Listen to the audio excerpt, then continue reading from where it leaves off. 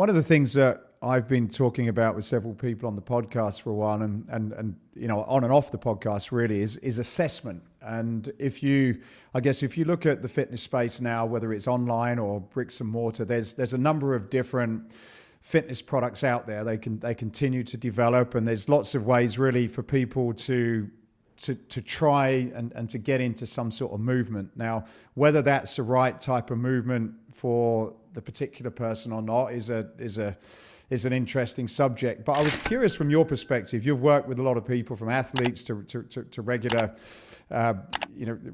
regular people, and I was curious to get your views on assessment, because the more people that I tend to talk with, it seems as though it's very difficult to say, well, you just need to move. You go and join a fitness studio, and that's your first step to fitness. And I guess from your perspective, for somebody that obviously realizes they need to get fit and healthy, whether they want to do it from an aesthetic perspective or they need to do it for a health perspective, what are your recommendations on that entry point? Is it a case of just getting off the couch and moving, or is it advisable to have some sort of assessment in terms of where the best point for you to start on your journey? I think it's such a really good question that can go in a lot of directions from an answer. And, when I think of assessments in fitness, I really think that the overall movement started with great intentions coming from Gray Cook in the 1990s. And he was the person that created the functional movement screen. And, kind of around that same time, maybe a little bit after, you had the NASM, National Association of Sports Medicine, creating their movement screen as well for training. But really, I think Gray Cook kind of started the process. And he has a really great book, Athletic Body Imbalance. And he kind of looked at the body. He had a lot of training from the physical therapists coming from the Czech Republic, really brilliant minds like Vladimir Janda. And their overall thought process was that the human body is kind of divided into two groups of muscles.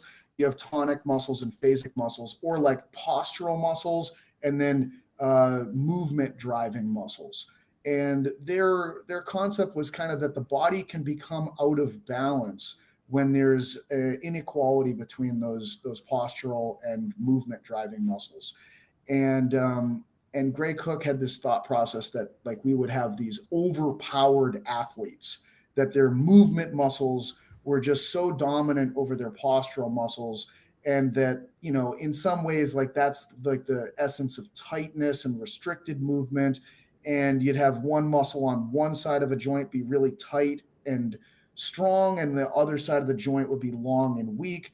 And he devised this functional movement screen as a tool that he believed would kind of evaluate that. Like, what's the overall extent to which you've become an athletic body out of balance? And he had really good early success with some of the research findings in this. In particular, like, there was a very early study with NFL football players that was showing that if they scored under a 14 on this test and had more than one asymmetry, that they were 50% more likely to get injured from a non-contact injury. Unfortunately, there was never a follow-up finding even close to that. And then kind of the sledgehammer of research came down on this thing over time with a lot of studies on it. And they found that it actually didn't measure anything other than itself. And so it's like, ooh, okay, we got to throw this thing out. It doesn't do anything. They tried to talk about, well, it's just a screen to catch things.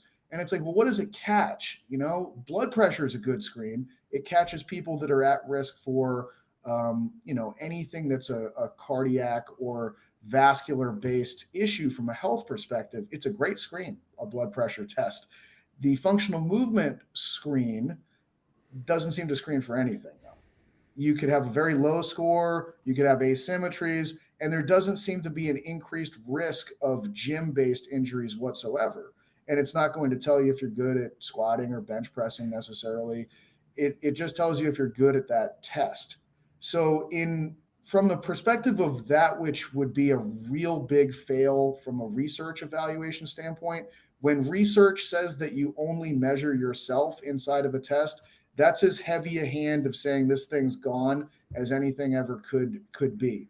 So I think that Gray Cook was I don't know if you've ever read the book Zen and the Art of Motorcycle Maintenance, but I think that that was a book, like that book said that the premise of the book is that Socrates was the worst thing that ever happened to Western society, and that what Socrates did was early Greek sophists were believed strongly in the concept of the good, and that there was just this overall essence of something that is good. Some things are good and some things are not good, and that you kind of see it and know it when you're around the good, and you don't when you're not around it, but that it's impossible to define. And Socrates was obsessed with being able to define things, and he really kind of created the essence of reductionist science as a thought process. And because you can't define good, Socrates was like, the concept's out. Okay, we're just going with that which we can reduce and divide, because dividing and conquering from a thought process is incredibly powerful and useful. And we can utilize that as a really strong tool. And some would say that that's actually the thing that kind of got Socrates in trouble from poisoning the minds of the youth and then having to be euthanized with hemlock. But but his viewpoints really persisted through Plato and other thinkers after that, and became the foundation of Western thought from a reductionist standpoint. Um, and but that's unfortunate, because the good is a real thing. It's just really hard to actually define. And qualitative research tries to do it, but it's really hard. And most of the time, qualitative research just creates pencil and paper tests to be able to try to quantify things. So I think that Gray Cook just fell victim to the same concept of trying to measure the good movement. What is good movement? It's really hard to actually define it. It's one of those things that you know it when you see it. Like, wow, that person moves really fluidly and beautifully. That person, not so much. Like, hey, that's a really nice squat. That's really beautiful running. That's a great throw of a javelin. But like, you can see when it is and when it isn't. But the really hard part is to dissect why that's good and why something else is not good. And it's, to me, I like, really incredibly brilliant people have been trying to figure out anatomy and physiology for thousands of years, like going way back, the Galen, the Greek doctor, Vesalius, the incredible Renaissance anatomist.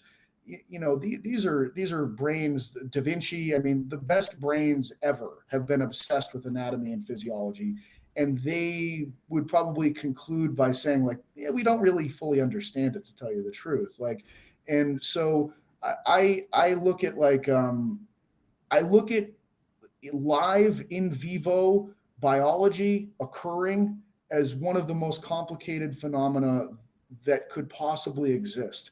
And so I really deeply appreciate moving life forms, animated matter, and the severity of its complexity is astonishing to me.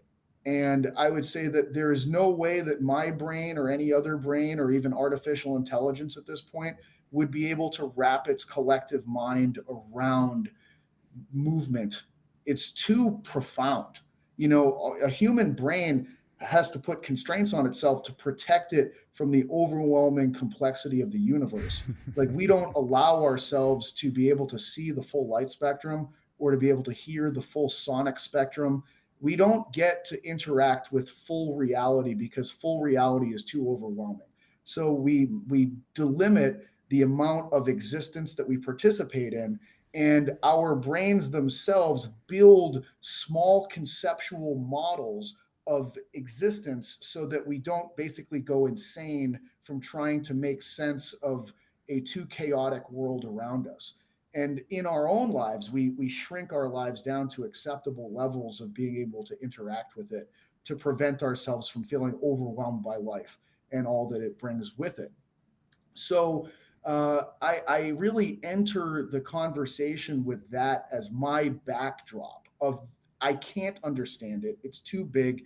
And there's more than one correct explanation for anything this complicated. Anything that is on a level of complexity that to that degree has more than one correct answer for explaining how it works. So I, knowing this, still went and tried to create what I believe is a model that represents good movement versus not good movement. It's my best guess. And so I created a system that tries to say that there's competent exercise versus incompetent exercise. And, I try to divide it into different planes of movement. It can get pretty technical in some ways, where I really went back to trying to think about what is the essence of a human. And to be able to do that, I studied the comparative evolutionary anatomy between humans and our closest relative, chimpanzees. So I looked at the diversion of the shapes of the skeletons of chimps and humans, and the way in which the human went upright. And Darwin very strongly believed that all of the evolutionary drive towards the presentation of modern humans occurred as a result of going upright with bipedalism. And I put a lot of stock in Charles Darwin. I think that that's a good brain to be able to hitch your wagon to and say, if he says bipedalism is the main driver, I want to know about bipedalism.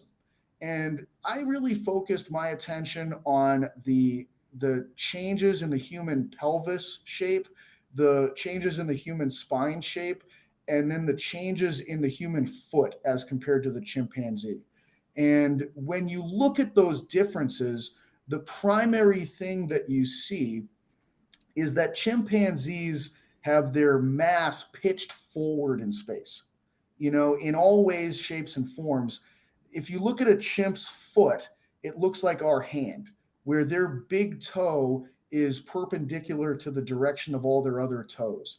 It's a really good foot for climbing a tree and shimmying up a tree, but it requires the upper body to be out in front of the lower body for it to work appropriately.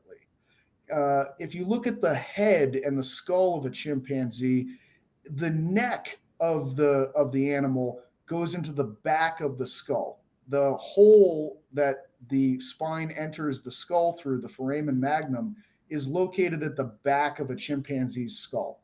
For a human, the hole is more towards the middle of the skull. So like a human's neck goes into the middle of the head, a chimp's neck goes into the back of the head. Because the chimp's neck is going into the back of its head, the weight of the chimp's head is out in front of the body. It's the same design as any four-legged animal, essentially. Like a horse has a neck that goes into the back of its head, a dog goes into the back of its head, a chimp goes into the back of its head. A human has all these modifications that allow for the center of mass to be pulled backwards as compared to a four-legged animal with its center of mass going forwards. So to me, I analyze everything from distribution and location of the center of mass of the organism. And when center of mass is held back, there are stereotypical ways in which our species moves.